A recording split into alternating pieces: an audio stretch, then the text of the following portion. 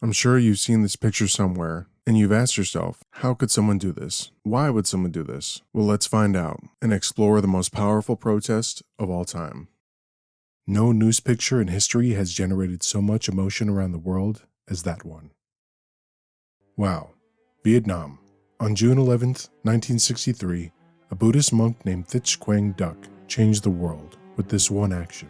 This photo was the start of a domino effect of many events. This was, in my opinion, the most powerful protest in human history. Because of this picture, a president was assassinated, a war was changed, and millions of people's lives were altered. All because of this one event. Protesting was never the same after this because it showed that if done right, and if something is sacrificed for a cause, the world will hear and action will follow. It set the bar for future protests, asking those who fight for a cause, what are you willing to sacrifice?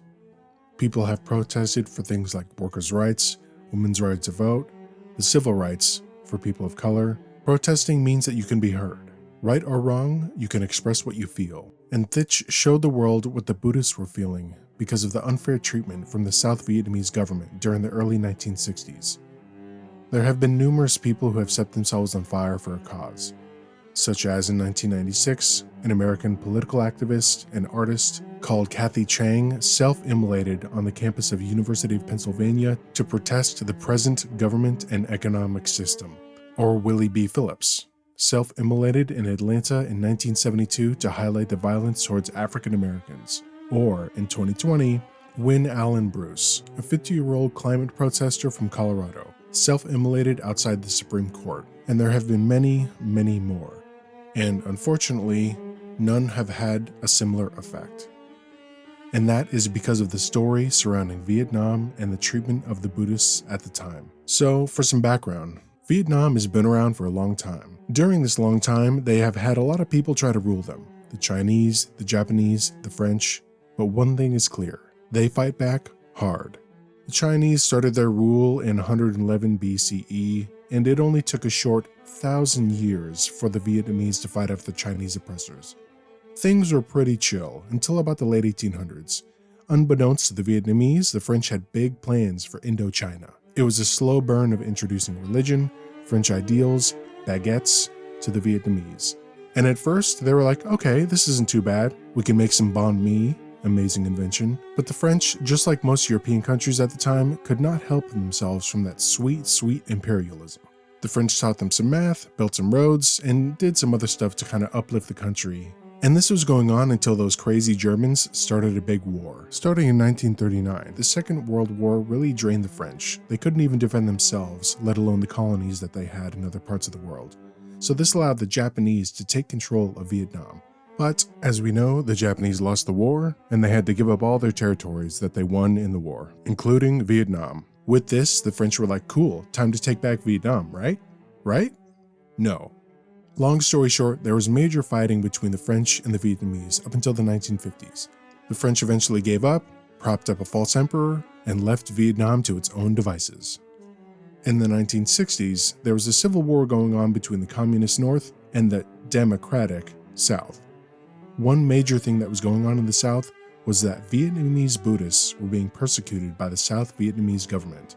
The South was being ruled by a man named Ngo Dinh Diem. He was a Christian who, from what it looked like, hated Buddhists, and he punished, killed, and humiliated the Buddhists that were living in the South. But his treatment of the Buddhists, and this protest by Thich, would be the catalyst for his violent death. At the time, 70 to 80% of South Vietnam was Buddhist, and the rest were Catholic.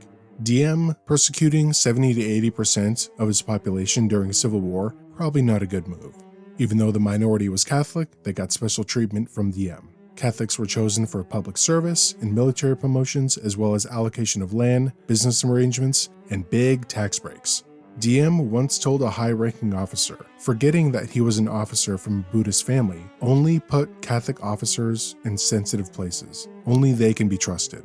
Many officers in the Army of the Republic of Vietnam converted to Roman Catholicism, as their military prospects depended on it. Basically, they were strongly encouraged to convert to Catholicism to get anywhere in their career. Remember, this was during a civil war with the Communist North. The South was doing everything they could to fight them off, but the distribution of firearms was only given to villages that were Roman Catholic, with Buddhists not being given any supplies. The South Vietnamese army forced conversions, looted, shelled, and demolished Buddhist pagodas in many areas. Some Buddhist villages converted en masse to receive aid or to avoid being forcibly resettled by Diem's regime. Catholics were also exempt from working in labor camps. Basically, many of the people in the country were conscripted to work in labor camps, and Catholics were exempt from doing so, whereas Buddhists were forced to do so. The first protest of this treatment was met with gunfire. On May 8, 1963, 9 Buddhists were killed, and Diem blamed it on the communists, who weren't even there. There were many other protests that went on during that time. Some Buddhists would organize protests near government buildings, and the officers arresting them would either beat them, sometimes kill them. And in one instance, the Buddhists were organizing a protest where they were just meditating, and the officers' response to this was to pour acid on their heads. This treatment is what led Thich to set himself on fire. When Diem and his inner circle heard of Thich's protest of self-immolation, his sister-in-law was quoted as saying she would clap her hands at seeing another monk barbecue show. Next time, I shall supply the gas and the matches. Little did Diem know, though, that this would be the beginning of the end for him. Since 1955, the US was heavily involved in Vietnam because they wanted to stop the spread of communism in Asia. In late 1963, President John F. Kennedy saw the way that Diem was handling his government, and they disapproved of many of the things that he was doing. But after Thich Quang Duc set himself on fire, and the US saw this, JFK's administration decided to allow a coup to take place that took Diem out of power. Diem's military leaders turned against him, and the day that he was captured, he was executed, along with his brother.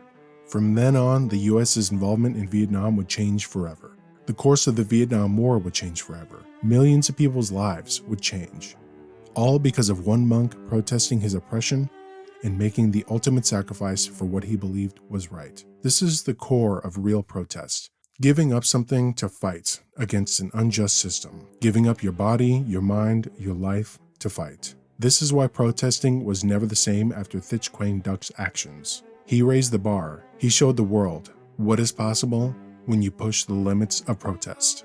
Keep in mind though, the protest has to be done right. You cannot just self-immolate and expect something to happen. That isn't going to work. As we've seen in the previous examples, when done incorrectly, protesting can have a very negative effect. But for Thich, it worked. Thich said before his death, "Before closing my eyes and moving towards the vision of the Buddha, I respectfully plead to President Diem to take mind of compassion towards the people of the nation and implement religious equality to maintain the strength of the homeland eternally." This picture, to me, is one of the most important in human history. It shows how far the human mind can go and how strong one action can be. I think the lesson for today could be that while this protest is powerful, it is the last resort. This action should not be replicated lightly.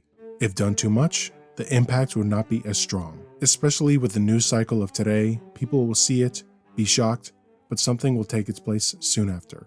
Still, this event can show us that our voice can make a difference if used correctly, and we should exercise it when necessary and needed.